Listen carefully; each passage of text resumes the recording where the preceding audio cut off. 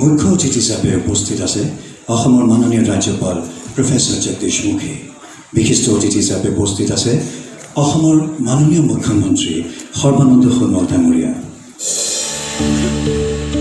শিল্পকলাৰ পৃথিৱীত এক উজ্জ্বল নাম ডক্টৰ জনক ঝংকাৰ নাৰ্জাৰী। বিশ্বভাৰতী বিশ্ববিদ্যালয়ৰ কলা ভৱনৰ আৰ্ট হিষ্ট্ৰী বিভাগৰ মুৰব্বী অধ্যাপক হিচাপে কাৰ্যনিৰ্বাহ কৰি অৱসৰ গ্ৰহণ কৰে জনক ঝংকাৰ নাৰ্জাৰীয়ে। দেশৰ লগতে বিশ্বৰ কেইবাখনো দেশত শিল্পকলা সম্পৰ্কীয় বহু আলোচনা চক্ৰ প্ৰদৰ্শনীত অংশগ্ৰহণ কৰি গৌৰৱ অৰ্জন কৰিছে বিশিষ্ট ভাস্কৰ্য শিল্পীজনে।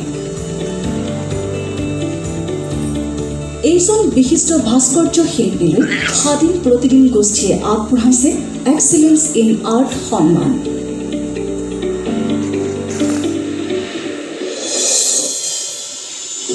খিলঞ্জীয়াৰ অধিকাৰৰ বাবে গণতান্ত্ৰিক আন্দোলন চলাই যোৱা এক সংগ্ৰামী সত্তাৰ নাম পাতাল কন্যা জামাতিয়া।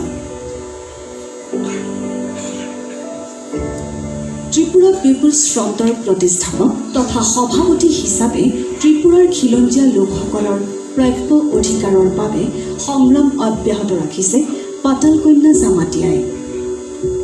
এইগৰাকী সংগ্ৰামীক স্বাধীন প্ৰতিদিন গোষ্ঠীৰ তৰফৰ পৰা আগবঢ়োৱা হৈছে এক্সিলেন্স ইন ছ'চিয়েল ছাৰ্ভিচ সন্মান।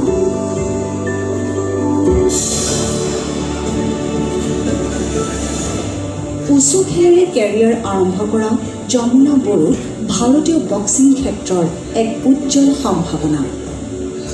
ৰাছিয়াত অনুষ্ঠিত মহিলাৰ বিশ্ব বক্সিং চেম্পিয়নশ্বিপত 58 কেজি শাখাত ব্ৰঞ্জৰ পদক আজুৰি আনি গৌৰৱান্বিত কৰিছে দেশৰ লগতে অসমকো।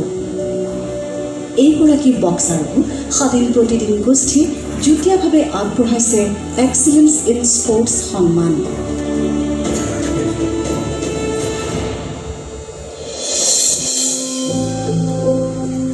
চাকৰিৰ পাছত দৌৰি ফুৰা যুৱকসকলৰ বাবে এক আশাৰ প্ৰতীক দেৱব্ৰত ৰাভা। গোৱালপাৰা জিলাৰ ৰংজুলিৰ দেৱব্ৰত ৰাভাই কলৰ খেতি কৰি স্বাৱলম্বী হৈছে। 2015 বৰ্ষত 100 বিঘা মাটিত কলৰ খেতি কৰা দেৱব্ৰত ৰাভাই চলিত বৰ্ষত 200 বিঘা মাটিত কলৰ খেতি কৰিছে। এইদৰে আৰ্থিকভাৱে স্বচ্ছল হৈ পৰিছে শিক্ষিত কৃষকজন। এইজন দেৱব্ৰত ৰাভাক স্বাধীন প্ৰতিদিন গোষ্ঠীয়ে আগবঢ়াইছে জুৰি এপ্ৰিচিয়েশ্যন সন্মান।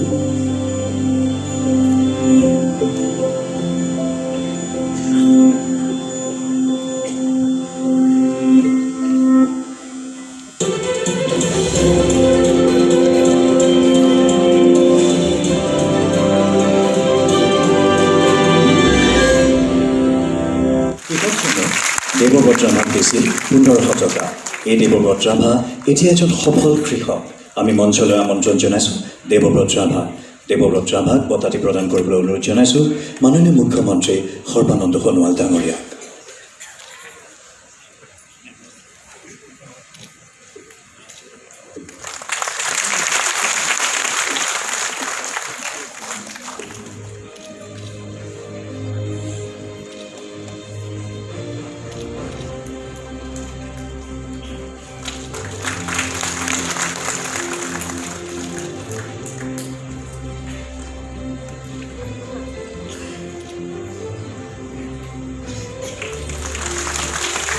জুৰি এপ্ৰিচিয়েশ্যন সন্মান লাভ কৰিছে দেৱব্ৰত ৰাভাই।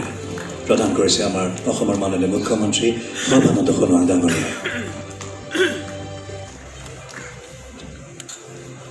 তেখেতকে বঁটাটি প্ৰদান কৰিব অসমৰ মুখ্যমন্ত্ৰী মাননীয় সৰ্বানন্দ সোণোৱাল ডাঙৰীয়াই। আমাৰ লগত উপস্থিত আছে যমুনা বড়ো। বক্সিং ৰিঙৰ আন এক উজ্জ্বল সম্ভাৱনা হৈছে যমুনা বড়ো। ৰাছিয়াত অনুষ্ঠিত মহিলা বিশ্ব বক্সিং চেম্পিয়নশ্বিপত ব্ৰঞ্জৰ পদক লাভ কৰি যমুনা বড়োৱে অসমৰ লগতে দেশবাসীক গৌৰৱান্বিত কৰিছে। গুৱাহাটীত অনুষ্ঠিত second Indian open international boxing টুৰ্ণামেণ্টত 54 কেজিৰ শাখাত সোণৰ পদক লাভ কৰিছে যমুনা বড়োৱে। আমি দুয়োগৰাকী বক্সাৰকে ধন্যবাদ জ্ঞাপন কৰিছোঁ আৰু ভৱিষ্যত জীৱনৰ বাবে শুভেচ্ছাও জ্ঞাপন কৰিছোঁ।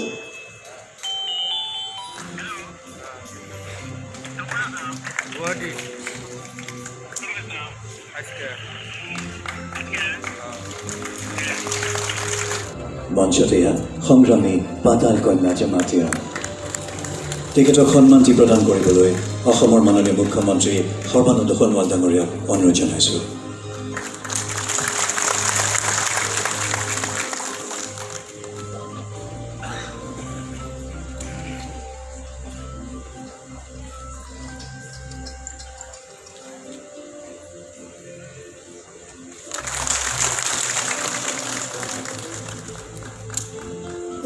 এক্সেলেন্স ইন আৰ্ট সন্মান আৰু এই সন্মান লাভ কৰিছে বিশিষ্ট ভাস্কৰ্য শিল্পী ডক্টৰ জনক ঝংকাৰ নাৰ্জাৰীয়ে।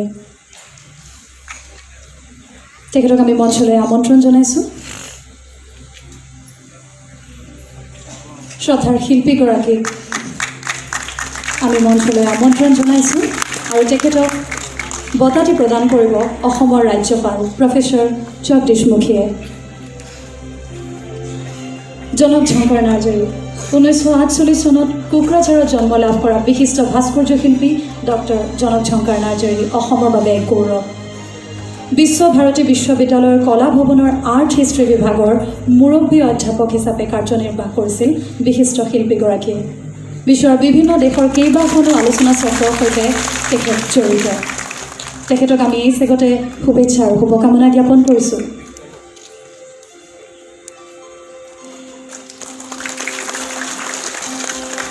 তেখেতক বঁটাটি প্ৰদান কৰিছে অসমৰ ৰাজ্যপাল মাননীয় প্ৰফেচৰ জগদীশ মুখীয়ে।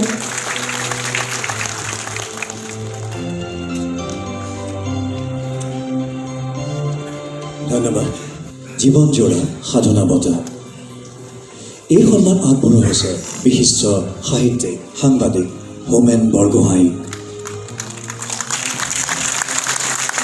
বিভিন্ন কোৰাছ পিতা পুত্ৰ সুবালা অস্তৰাগ মৎস্যগন্ধা আত্ম অনুসন্ধান আদিৰ দৰে 90খনতকৈ অধিক গ্ৰন্থেৰে বিশিষ্ট সাহিত্যিক সাংবাদিকজনে সমৃদ্ধ কৰিছে অসমীয়া সংবাদ আৰু সাহিত্য জগত।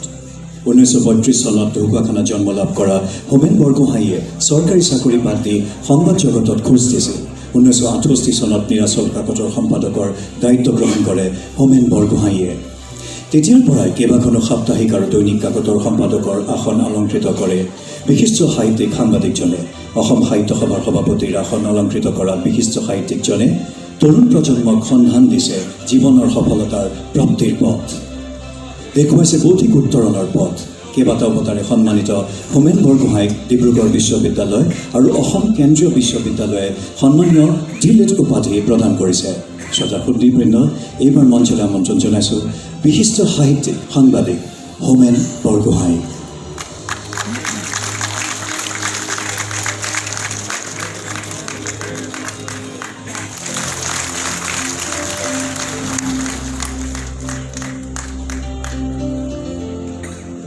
বিশিষ্ট সাহিত্যিক সাংবাদিক জনক জীৱনজোৰা সাধনা বঁটা প্ৰদান কৰিবলৈ অনুৰোধ জনাইছোঁ অসমৰ মাননীয় ৰাজ্যপাল প্ৰফেচৰ জগদীশ মুখী আৰু মাননীয় মুখ্যমন্ত্ৰী সৰ্বানন্দ সোণোৱাল ডাঙৰীয়া দুয়োকে।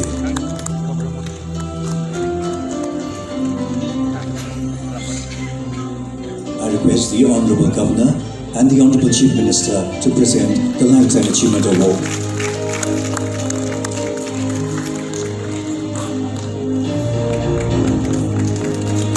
এই বঁটাত আছে এখন মানপত্ৰ, এখন চেলেং, এখন এৰী চাদৰ, এখন ফুলাম গামোচা, এটা স্মাৰক, এখন হেমকোষ আৰু 1,11,111 টকাৰ এখন চেক।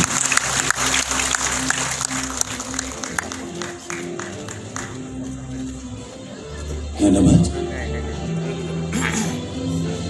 এয়া প্ৰদান কৰা হৈছে হেমকোষ।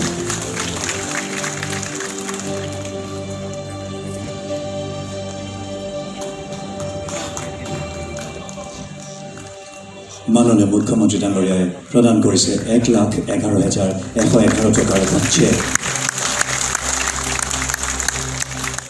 মই যোৱা 2 অক্টোবৰত মোৰ সাংবাদিক জীৱনৰ 50 বছৰ পূৰ্ণ কৰিলোঁ।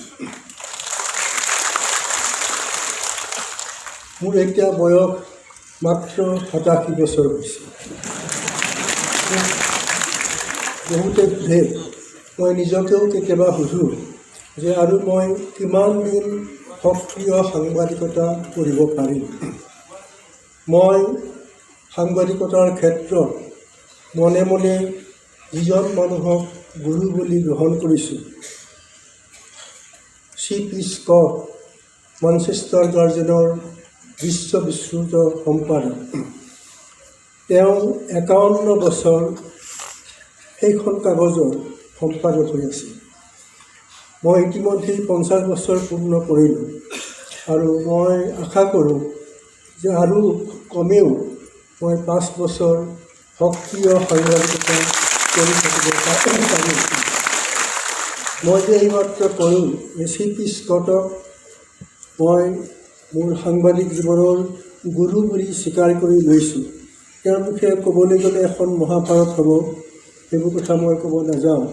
কিন্তু সেইজন সম্পাদকৰ মুখৰ পৰাই উচ্চাৰিত হৈছিল বিশ্বৰ সকলো সাংবাদিকৰ কাৰণে বীজ মন্ত্ৰস্বৰূপে পৰিগণিত এই মহাবাক্য যে অপিনিয়নছ মে ভেৰি বাট ফেক্টছ আৰ ছেক্ৰোচেণ্ট। মতামতৰ অমিল থাকিব পাৰে, ইজনৰ মত সিজনৰ লগত নিমিলিবও পাৰে, কিন্তু যিটো তথ্য, যিটো সত্য, সি কিন্তু অতি পবিত্ৰ আৰু অপৰিৱৰ্তনীয়। মই যেতিয়াই সুযোগ পাওঁ মোৰ সকলো সাংবাদিক বন্ধু আৰু সহকৰ্মীক এই কথাটো ক'বলৈ মই নাপাহৰোঁ। আৰু মই যিমান দূৰ সম্ভৱ গোটেই সাংবাদিক জীৱন ধৰি C.P. স্কটৰ এই মহাবাণী মই ক'ব নোৱাৰোঁ সকলো ক্ষেত্ৰতে মই সেইটো পালন কৰাত কিবা কৃতকাৰ্য হৈছোঁ। কিন্তু এজন পণ্ডিতে কৈছিল যে আদৰ্শবোৰক আকাশৰ তৰাৰ লগত তুলনা কৰিব পাৰি। আমি সেই তৰাক কেতিয়াও স্পৰ্শ কৰিব নোৱাৰোঁ। কিন্তু এতিয়া নহয়, আগৰ দিনত এখন সমুদ্ৰগামী জাহাজৰ নাবিকে যেনেকৈ আকাশৰ তৰাটো চাই নিজৰ দিশ নিৰ্ণয় কৰিছিল, ঠিক তেনেকৈ আমি মহৎ লক্ষ্যত নিজে উপনীত নহ'ব পাৰোঁ, কিন্তু মহৎ লক্ষ্য এটা আমি যদি মনত ৰাখোঁ তেন্তে আমি জীৱনৰ দিশটো বিচাৰি পাব পাৰোঁ। সাংবাদিকতাৰ এই মহৎ আদৰ্শই মুখেৰে উদ্বুদ্ধ কৰি আহিছে, ভৱিষ্যতলৈও কৰিব। আৰু মই এটি যে ক'লোঁ আৰু 5 বছৰ কৰিবলৈ আশা কৰোঁ, তাতকৈ বেছি হ'লেও ক'ব নোৱাৰোঁ, কিন্তু মোটামুটিভাৱে মই এতিয়ালৈকে আৰু 5 বছৰ সাংবাদিকতা কৰিম বুলি আশা কৰি আছোঁ আৰু আপোনাৰ সকলোৰে পৰা মই আশীৰ্বাদ প্ৰাৰ্থনা কৰিছোঁ। মাতৃ পিতৃসকলে, শিক্ষক শিক্ষয়িত্ৰীসকলে, দেশৰ নাগৰিকসকলে সকলোৱে যদি আমি মিলি উঠি অহা প্ৰজন্মক ভাল মানুহ হিচাপে গঢ় দিয়াৰ নিমিত্তে যদি প্ৰয়াস কৰোঁ, নিশ্চিতভাৱে এখন ভাল আদৰ্শ সমাজ অসমৰ বুকুত প্ৰতিষ্ঠা কৰাটো সম্ভৱ। আজি সমাজৰ বুকুত যিবিলাক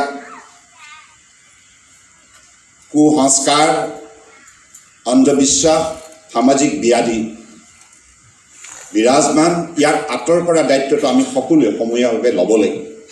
অসমৰ বৰাক ব্ৰহ্মপুত্ৰ পাহাৰ ভৈয়ামত বসবাস কৰা বৃহত্তৰ অসমীয়া সমাজখনে মিলিত প্ৰচেষ্টাৰে সমাজখনত সংস্কাৰ সম্ভৱ কৰি তুলিব লাগিব।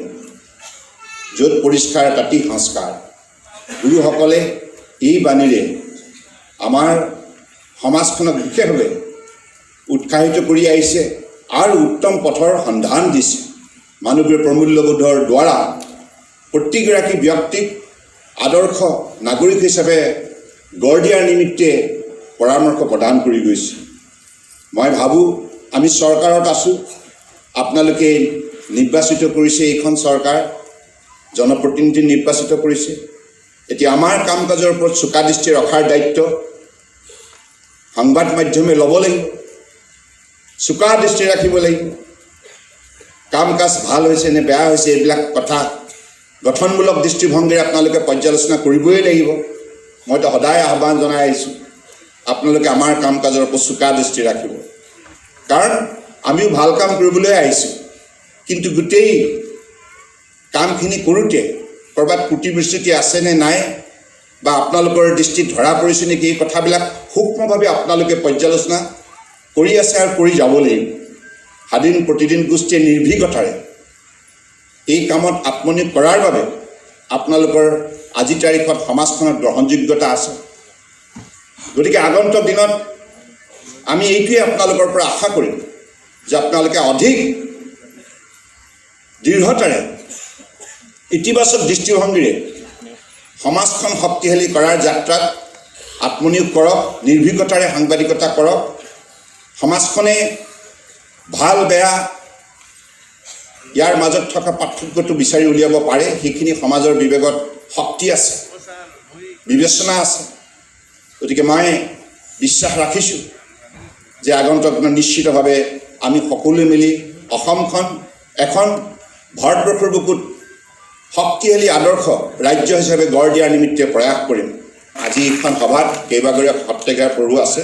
সত্ৰাধিকাৰ প্ৰভুসকলৰ শ্ৰীচৰণত কোটি কোটি প্ৰণিপাত যাচিছোঁ আৰু মই আপোনালোকৰ পৰা আশীৰ্বাদ বিচাৰিছোঁ যাতে আমাৰ বৰাক ব্ৰহ্মপুত্ৰ পাহাৰ ভৈয়ামৰ এই বৃহত্তৰ অসমীয়া সমাজখন সদায় যেন মিলাপ্ৰীতিৰে আন্তৰিকতাৰে শ্ৰদ্ধা ভক্তি মৰম চেনেহৰ যোগেদি শান্তি সম্প্ৰীতি ভাতৃত্ববোধৰ বন্ধুত্ব অটুট ৰাখি জীয়াই থাকে, তাকেই কামনা কৰি সকলোৰে প্ৰতি শ্ৰদ্ধা আৰু কৃতজ্ঞতা জনাই মোৰ একাষাৰ সামৰিলোঁ। জয় হিন্দ।